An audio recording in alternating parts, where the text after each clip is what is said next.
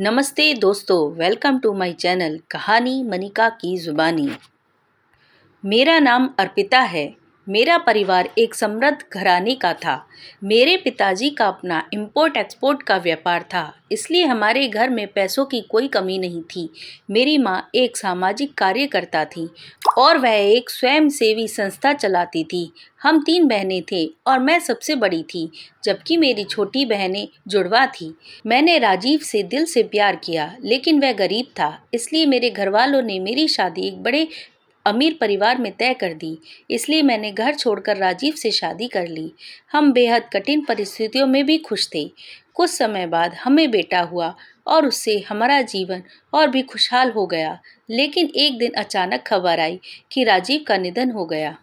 मैं अपने बेटे को लेकर मायके लौट आई, लेकिन मेरे परिवार में हमेशा स्वीकार करने से इनकार कर दिया। ऐसी परिस्थितियों में 2 साल कैसे बीत गए पता ही न चला और मैं अपने बेटे को पालने के लिए दूसरों के घरों में काम करने लगी। वर्तमान में मैं जिस बड़े बंगले में काम कर रही थी, वहाँ बड़ा जश्न हो रहा था, क्योंकि उस घर के बड़े साहब 2 साल बाद अमेरिका से लौट रहे थे। लेकिन जब मैंने उन्हें देखा तो मेरे शरीर में एकदम सिरहन हो दौड़ उठी, क्योंकि वह हूबहू राजू जैसे दिखते थे। उन्हें देखते ही मुझे भ्रम होने लगा, क्या यह मेरा राजू है? वो तो मर गया, फिर यह आदमी उसके जैसा कैसे हो सकता है? मैं खुद को संभालने और मन को शांत करने की कोशिश कर रही थी और रसोई की ओर बढ़ गई, लेकिन मेरा मन वहीं अटक गया। जब वह बड़े साहब घर में आए तो सभी नौकर चाकर उनके स्वागत में और व्यवस्था में लगे गए, लेकिन मेरे मन में सिर्फ एक ही सवाल झूम रहा था, यह आदमी आखिर कौन है? मैं खुद को उससे दूर रखने की कोशिश कर रही थी, लेकिन फिर भी मेरा ध्यान उसकी ओर चले जा रहा था। जब हमारी नजरें मिली तो उसकी आंखों में भी एक अजीब सी उलझन नजर आई और मेरे मन में और भी उलझन बढ़ गई। दिन खत्म हुआ, सारा काम निपटाया और मैं मेज साफ कर रही थी। तभी अचानक किसी ने मेरा नाम पुकारा। मैंने धड़कते दिल के साथ ऊपर देखा तो वही बड़े साहब थे। उनके चेहरे पर अजीब भाव थे। उन्होंने पूछा, तुम मुझे पहचानती हो? उसका सवाल सुनकर मैं स्तब्ध रह गई। अगर वह सच में राजीव होते तो ऐसा सवाल क्यों पूछते? इसलिए मेरे मन में तय कर लिया, यह सिर्फ मेरा भ्रम है। मैंने हिम्मत करके पूछा, आपका नाम राजू है क्या? उन्होंने मुझे थोड़े आश्चर्य से देखा और जवाब दिया, नहीं, मेरा नाम प्रताप है। उनकी आवाज़ में अनजानेपन का एक स्पष्ट स्वर था, जिससे मुझे और भी डर लगने लगा। शायद उन्होंने मेरी उलझन भरी हालत को समझ लिया था, इसलिए उन्होंने कहा, तुम मुझे इतनी उत्सुकता से क्यों देख रही हो? क्या कोई काम नहीं है? मैं तुरंत खुद को संभालने लगी, सिर हिलाया, माफ़ करना, अब वहाँ से निकल गई। उस रात मुझे नींद नहीं आई। मेरे मन में हजारों सवाल उठ रहे थे। अगर वह प्रताप था तो मुझे उसमें राजीव क्यों दिखा? और अगर वह सच में राजीव होता तो उसने मुझे पहचाना क्यों नहीं? अगले दिन काम पर जाने के बाद मैंने दूसरे नौकरों से उसके बारे में पूछताछ की। तब पता चला कि प्रताप अमेरिका में रहता था और 2 साल बाद भारत लौटा था। उसका राजीव नाम का कोई रिश्तेदार भी नहीं था। मैंने खुद को समझाया कि यह केवल एक संयोग है, लेकिन फिर भी मेरा मन शांत न हुआ। मुझे सच्चाई जाननी थी। कुछ दिनों बाद प्रताप ने मुझे बुलाया और पूछा, उस दिन तुमने मुझे राजीव क्यों कहा? मैंने तय कर लिया कि अब मैं उन्हें अपनी पूरी सच्चाई बता दूंगी। मैंने उनके सामने अपनी पूरी कहानी रख दी। मेरे बोलना बंद करने के बाद वह कुछ देर चुप रहे। मुझे डर लगने लगा कि अगर वह नाराज हो गए तो क्या होगा। वह इतने अमीर आदमी और मैं एक साधारण नौकरानी। वह इतने बड़े आदमी और मैं साधारण नौकरानी। उन्हें मेरी कहानी सुनकर क्या लगेगा, यह सोचकर मैं घबरा रही थी। लेकिन जब उन्होंने अपनी कहानी बताई तो मेरे पैरों तले जमीन खिसक गई।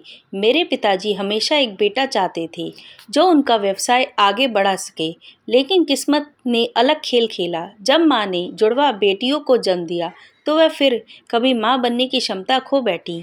यह उनके लिए बहुत बड़ा दुख था। पिताजी के पास पैसे की कमी नहीं थी, इसलिए उन्होंने माँ का इलाज देश विदेश के बड़े डॉक्टरों से करवाने की कोशिश की, लेकिन कहीं सफलता ना मिली। एक बेटा गोद लेने का भी उन्होंने विचार किया, लेकिन माँ ने साफ साफ इनकार कर दिया। माँ का कहना था, किसी और का बच्चा अपना मानकर वैसा प्यार करना मुश्किल है, और वह खुद को इतनी मजबूत नहीं समझती थी। माँ को हम तीनों बेटियों से बहुत प्यार था। उन्हें डर था कि हमारी मौजूदगी में गोद लिए हुए बच्चे के साथ कभी अन्याय न हो जाए।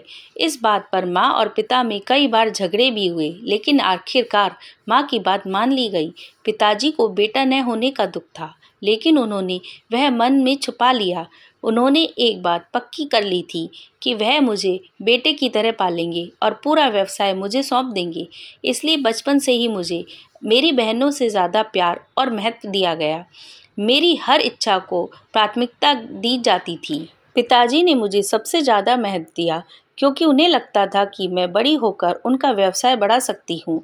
मुझे भी गर्व होता था कि पिताजी मुझे सबसे ज़्यादा प्यार और महत्व देते हैं। इसलिए उन्होंने बचपन से ही मुझे व्यवसाय की मीटिंग्स में ले जाना शुरू कर दिया और छोटी-छोटी बातें सिखानी शुरू कर दी।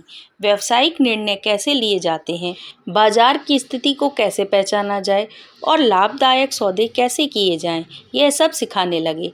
मैं भी उनकी सीख को पूरी गंभीरता से लेने लगी। जब मैंने अपनी पूरी पढ़ाई कर ली, तब पिताजी ने मुझे लंदन भेजा ताकि मैं व्यवसाय की गहरी और उपयोगी जानकारी प्राप्त कर सकूं। उस समय पहली बार माँ ने पिताजी से कहा कि उन्होंने मुझे ज़्यादा ही सिर पर चढ़ा लिया है।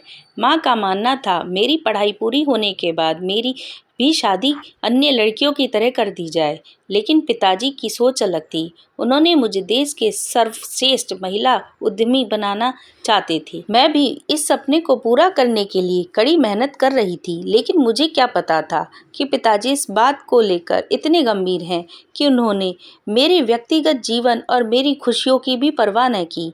यह मुझे तब समझ में आया जब बहुत देर हो चुकी थी। काश मैंने पहले ही समझ लिया होता कि पिताजी को केवल अपने व्यवसाय की चिंता थी और इसके लिए उन्होंने मेरे व्यक्तिगत सुख को भी महत्व नहीं दिया। माँ ने कई बार पिताजी को समझाने की कोशिश की थी कि मुझे व्यवसाय में इतना मत उलझाओ कि मैं जीना ही भूल जाऊं, लेकिन पिताजी ने साफ कह दिया था, अगर उन्होंने बेटा गोद लेने नहीं दिया तो वह अपनी इच्छा से बेटी पर अपनी मर्जी का जीवन थोपेंगे। उस समय पहली बार माँ को अपनी बेबसी का एहसास हुआ, लेकिन वह कुछ न कर सकी। इसलिए उन्होंने पिताजी को उनकी मर्जी पर छोड़ दिया। पिताजी बेहद खुश थे, क्योंकि वह मुझे लंदन भेज रहे थे और लौटने के बाद पूरा व्यवसाय मेरे हवाले करने वाले थे। लेकिन उन्हें नहीं पता था कि लंदन जाकर सिर्फ मेरा ही नहीं बल्कि हम सबका जीवन बदलने वाला था। लंदन जाने के बाद मैं वहाँ की चमक-दमक भरी दुनिया में खो सी गई। मुझे एहसास हुआ कि मैं सिर्फ व्यवसाय में उलझ कर रह गई हूँ और असल में जीना भूल गई हूँ। लेकिन जल्द ही मुझे ध्यान आया कि पिताजी ने मुझे कुछ समय के लिए वहाँ भेजा है और फिर लौटकर मुझे अपना व्यवसाय ही संभालना है। लंदन में बिताया गया हर पल मैंने पूरी तरह जीने की कोशिश की और वहीं मेरी मुलाकात राजू से हुई। वह भी व्यवसाय के सिलसिले में लंदन आया था और वापस जाकर खुद को व्यवसाय शुरू करना चाहता था। राजू और मुझ में बस इतना ही फर्क था, वह खुद का व्यवसाय शुरू करना चाहता था, जबकि मैं पिताजी का व्यवसाय बढ़ाने की तैयारी कर रही थी। हमारी पहली मुलाकात एक व्यावसायिक मीटिंग में हुई और मुझे उसका व्यवहार बहुत अच्छा लगा। वह बहुत समझदार और होशियार था। मुझे अच्छी चीज़ों और अच्छे लोगों की पहचान थी, इसलिए मैंने पहचान लिया कि राजू मेरे लिए एक सही जीवन साथी हो सकता है। धीरे धीरे हमारी मुलाकातें बढ़ने लगी और हमारी दोस्ती हो गई। बाद में उसने मुझे अपने जीवन के बारे में सब कुछ बताया। वह एक मध्यवर्गीय परिवार से था, लेकिन मुझे वह कभी साधारण ही नहीं लगा, बल्कि वह मेरे लिए खास व्यक्ति बन गया। उसके साथ समय बिताना मुझे बहुत सुखद लगता था। राजू अपनी माँ का एकमात्र सहारा था और अपनी मेहनत से सफल होना चाहता था, इसलिए वह लंदन में पढ़ाई करने आया था। लेकिन उसके साथ रहते रहते मैं उससे इतनी ज़्यादा जुड़ गई कि उसके बिना अपने जीवन की कल्पना भी न कर सकती थी। इसलिए मैंने तय किया कि भारत लौटने के बाद माता पिता से राजू के बारे में बात करूंगी, ताकि वह हमारे रिश्ते को स्वीकार कर ले। मुझे पूरा विश्वास था पिताजी को राजू जरूर पसंद आएगा, क्योंकि वह बहुत टैलेंटेड था और भविष्य में बड़ा उद्यमी बन सकता था। यह सब सोचकर मुझे लगा था कि पिताजी हमारे रिश्ते में कोई आपत्ति नहीं करेंगे, लेकिन मैं पिताजी के बारे में गलत सोच रही थी। यह मुझे तब पता चला जब मैंने उनके सामने राजू का जिक्र किया। मैंने पिताजी को राजू और उसके परिवार के बारे में और उसकी व्यावसायिक योजनाओं के बारे में सब कुछ बताया। मुझे लगा था कि पिताजी यह सुनकर खुश होंगे, मेरी पसंद की सराहना करेंगे, लेकिन जैसे ही पिताजी ने राजू का नाम सुना, वह गुस्से में आ गए। उन्होंने गुस्से से पूछा, पूरे दुनिया में तुम्हें प्यार करने के लिए सिर्फ यही गरीब लड़का मिला था? मुझे विश्वास ही नहीं हो रहा था कि पिताजी राजू के बारे में ऐसा सोच सकते थे, लेकिन तब मुझे समझ आया कि उनके लिए सबसे बड़ा मुद्दा यह था कि राजू की पृष्ठभूमि हमारे परिवार से मेल नहीं खाती थी। उन्हें वह एक साधारण परिवार का लड़का लगा जो उनकी प्रतिष्ठा के लायक नहीं था। पिताजी ने तो राजू से मिलने से भी साफ मना कर दिया। मैंने उन्हें समझाने की कोशिश की कि राजू बहुत अच्छा और योग्य लड़का है और सबसे ज़रूरी बात यह है कि वह मुझसे सच्चा प्यार करता है और मेरे साथ पूरा जीवन बिताना चाहता है। लेकिन पिताजी ने मेरी बातों को कोई अहमियत न दी। उन्होंने गुस्से में कहा, मैंने पूरा जीवन तुम्हारे लिए इसलिए बर्बाद नहीं किया कि तुम मेरी इच्छा के खिलाफ जाकर शादी करो। तभी उन्होंने मेरे लिए एक ऊंचे घराने के लड़के का रिश्ता तय कर दिया और मुझे मेरे व्यावसायिक संभालने के सपने से दूर करने की कोशिश की। मैंने उन्हें समझाया, मैं सिर्फ उनका व्यवसाय नहीं संभालूंगी, बल्कि राजू भी उसमें मदद करेगा, जिससे हम इस व्यवसाय को और भी बड़ा कर सकते हैं। लेकिन यह सुनते ही पिताजी ने मुझ जोर से चांटा मार दिया। मुझे विश्वास ही नहीं हुआ कि सिर्फ एक निर्णय के कारण उन्होंने मुझ पर हाथ उठा दिया। जिन लोगों ने मुझे जन्म से लेकर हमेशा लाड़ में पाला, उन्होंने अचानक मुझे पराया कर दिया, सिर्फ इस बात के लिए कि लोग क्या कहेंगे। माँ ने उन्हें समझाने की कोशिश की, लेकिन पापा समाज की चौखट से बाहर जाकर सोचने को तैयार ही नहीं थे। उन्होंने साफ शब्दों में कह दिया, अगर मुझे राजू से शादी करनी है तो यह शान और शौकत भरी जिंदगी छोड़नी पड़ेगी। यह सुनकर मेरे पैरों तले ज़मीन खिसक गई। इसका मतलब था कि उन्हें मुझसे कोई मतलब नहीं था, उन्हें सिर्फ अपना अहंकार और प्रतिष्ठा बचानी थी। अगर राजू मेरी ज़िंदगी में नहीं आया होता तो मैं फाइलों में ही उलझ कर रह जाती। उसने ही मुझे सिखाया कि असली ज़िंदगी क्या होती है। इसलिए मैंने सब कुछ छोड़कर राजू के साथ साधारण लेकिन खुशहाल ज़िंदगी जीने का निर्णय लिया। पापा ने धमकी दी, राजू मुझे वह सब सुविधाएं कभी नहीं दे पाएगा जो उन्होंने मुझे दी हैं, लेकिन मुझे उन सुविधाओं की ज़रूरत नहीं थी क्योंकि उसमें शांति और सच्चा आनंद नहीं था। मैंने मम्मी को समझाने की कोशिश की, लेकिन पापा को सिर्फ अपनी प्रतिष्ठा और समाज की चिंता थी। उन्होंने मेरी छोटी बहनों को मेरे खिलाफ कर दिया और कहा, अगर मैंने ऐसा किया तो कल को मेरी बहनें भी किसी को भी घर में ले आएंगी। राजू ने भी मुझे पापा को छोड़कर जाने से मना कर दिया, लेकिन मैं उसके बिना जी नहीं सकती थी। इसलिए मैंने पापा का बड़ा हवेली जैसा घर छोड़ दिया और राजू के छोटे जैसे लेकिन प्रेम भरे घर में आ गई। राजू की माँ एक प्यारी महिला थी जिन्होंने मुझे अपनी बेटी की तरह स्वीकार किया। उसके पिता का कुछ साल पहले ही निधन हो चुका था और राजू अकेला अपनी माँ की जिम्मेदारी संभाल रहा था। मैंने सोचा था कि पापा का घर छोड़ने के बाद मैं और राजू मिलकर एक बड़ा व्यवसाय खड़ा करेंगे, लेकिन मैं यह भूल गई थी पापा देश के बड़े उद्योगपति हैं और अपने स्वार्थ के लिए कुछ भी कर सकते हैं। शुरू के कुछ दिन हमारे लिए बहुत सुंदर थे। हम दुनियादारी की परवाह किए बिना एक दूसरे में खोए रहते थे। हमें लगता था हम मिलकर पूरी दुनिया जीत लेंगे। राजू मेहनती और ईमानदार था और मुझे पूरा विश्वास था वह अपने दम पर एक बड़ा व्यवसाय खड़ा करेगा। मुझे लगता था कि कुछ समय रुकने पर मुझे फिर से पापा के घर जैसी सुविधाएं मिल जाएंगी। इसलिए मैंने हर कदम पर राजू का साथ दिया। राजू को व्यवसाय शुरू करने के लिए एक अच्छे पार्टनर की ज़रूरत थी। लंदन से लौटने से पहले उसने कई व्यापारियों से बात की थी और कई लोगों ने उसमें रुचि भी दिखाई थी, लेकिन जब राजू ने सच में व्यापार शुरू करना चाहा तो हर किसी ने उससे मना कर दिया। हमें समझ नहीं आया कि जो लोग पहले तैयार थे वो अचानक पीछे क्यों हट गए और फिर मुझे पता चला कि यह सब मेरे पापा ने किया है। पापा ने अपनी ताकत का इस्तेमाल कर सबको धमका दिया था कि कोई भी राजू के साथ व्यवसाय नहीं करेगा, ताकि वे मुझे दिखा सकें कि राजू गरीब है और वह मेरे लिए कुछ नहीं कर सकता। वे ये सब इसलिए कर रहे थे ताकि राजू मुझे वह सब नहीं दे पाए जो उन्होंने दिया और मैं मजबूर होकर उनके पास वापस लौट जाऊं। उन्हें लगता था कि मैं अपनी गलती मानकर लौट आऊंगी और कहूंगी, काश मैंने उनकी मर्जी से शादी की होती। उनकी चाल मुझे जल्द ही समझ आ गई। मैंने भी नौकरी ढूंढने की कोशिश की, लेकिन हर जगह मुझे नकारा गया। मैंने बड़ी कंपनियों से लेकर छोटी कंपनियों तक आवेदन किया, लेकिन हर जगह मना कर दिया गया। मैंने राजू को भी सलाह दी थी कि फ़िलहाल व्यवसाय की चिंता छोड़कर छोटी सी नौकरी कर लो, लेकिन हमें कोई भी मौका नहीं मिला। मुझे पापा पर बहुत गुस्सा आता था। अगर उन्होंने मुझे घर से निकाल दिया था, तो फिर मेरी ज़िंदगी में इतनी दखल क्यों कर रही थी? लेकिन इसके बावजूद मैं राजू के साथ खुश थी, क्योंकि उसमें मुझे कभी यह महसूस नहीं होने दिया मेरी वजह से उसका जीवन कठिन हो गया है। मैं कभी ऐशो आराम की ज़िंदगी जीती थी, लेकिन राजू के साथ की साधारण और प्रेम भरी ज़िंदगी उससे भी ज़्यादा सुंदर थी। राजू ने फिर बिना किसी शर्म के मेहनत करने का फैसला किया। कभी वह किसी दुकान में सेल्समैन की नौकरी करता, तो कभी सोसाइटी गार्ड का काम करता, बस हमारे घर को चलाने के लिए। मुझे उसके अलावा कुछ और नहीं चाहिए था। हमारी हालत दिन ब दिन खराब होती जा रही थी, लेकिन हम बहुत खुश थे। हमारी ज़िंदगी में एक नया सुख आया। हमारी शादी के 1 साल बाद हमें एक प्यारा सा बेटा हुआ, जिसका नाम हमने प्रिंस रखा। हम गरीब थे, लेकिन प्यार में अमीर थे। मुझे विश्वास था एक दिन पापा भी नरम पड़ जाएंगे। मैं उनकी सगी बेटी थी, वह मुझे हमेशा यूं ही तकलीफ में नहीं रहने देंगे।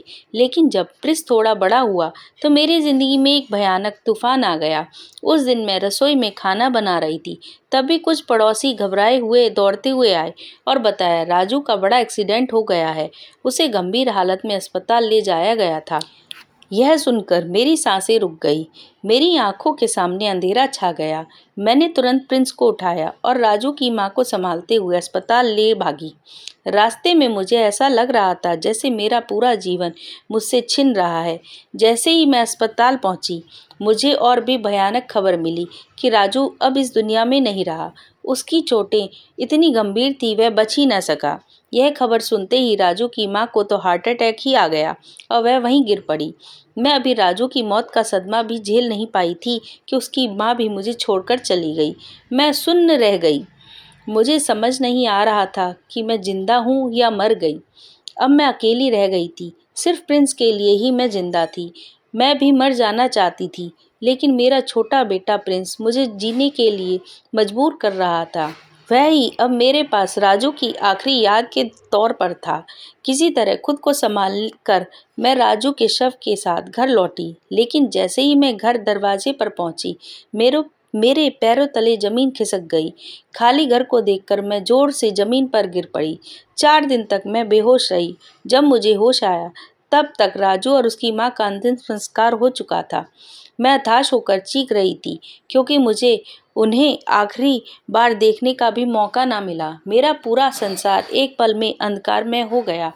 अब मेरे पास कोई और रास्ता नहीं था सिवाय इसके कि मैं पापा के पास वापस लौट आऊं, क्योंकि मैं अकेले प्रिंस को संभाल नहीं सकती थी। लेकिन अगर किसी ने मुझे सहारा दिया होता, तो शायद प्रिंस को ठीक से पाल सकती थी। जब मैं पापा के घर पहुंची, तो उन्होंने मेरे सामने एक नई शर्त रख दी।